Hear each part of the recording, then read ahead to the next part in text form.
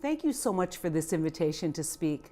I'm glad I have the opportunity to thank all of you as you gather for this important conference, and I'm sorry I can't be there in person. North Dakota's National Guard members have continued to step up and serve. They've been critical resources in protecting our families and defending our country, and it's an honor to be able to thank you and your families and recognize your sacrifice. North Dakota has one of the highest rates of National Guardsmen in the country, more than 4 times the national average. North Dakotans have never shied away from serving in the armed services and have done so proudly and bravely in every major conflict in this country. The citizen soldiers of the National Guard have been particularly impacted by the increased mission tempo abroad, in the war on terror, and during the times of local emergency. You really do it all, including walking my neighborhood and protecting my neighborhood from the flood. And for everyone out there who was part of that effort, on behalf of my entire neighborhood, thank you so much as you protected my home, even at a time for one National Guardman when his home was flooding in Grand Forks. And so I think North Dakota not only has a great tradition of citizen warriors, but I know that the people of North Dakota honor and respect and greatly appreciate that sacrifice. We in Washington could learn a great deal from each and every one of you. Your commitment to serve, not only to our country, but to your state, for your neighbors, and for your communities is absolutely inspiring. Military service is the ultimate sacrifice for the greater good, putting service over politics, showing your strong commitment based on values, all while enduring incredible hardship and discomfort.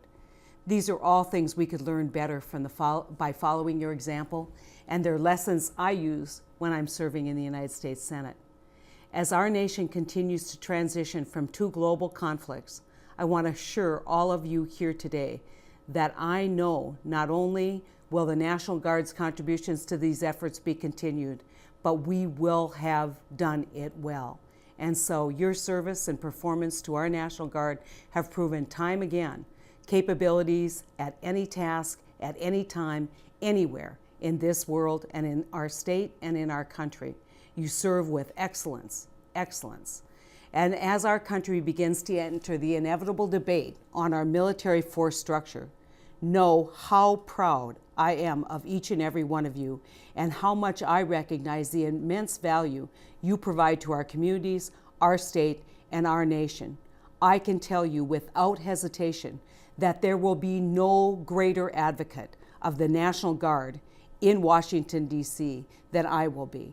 I believe you have stepped up, you have proved your mettle, you have proved that you are a fighting force that can rival any fighting force at any level of our military, and we need to have decisions made in this Congress and future funding decisions that recognize that sacrifice, but more importantly, recognize the importance of the National Guard as a critical asset in our national security.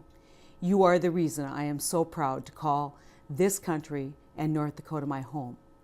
And so it's a true honor to speak to you today in appreciation of those who run to the sound of the guns. Thank you all for your commitment to service, to go where you're needed, and to leave your families in the comforts of your home to help those you haven't even met. Thank you, and God bless you and your families and the United States of America.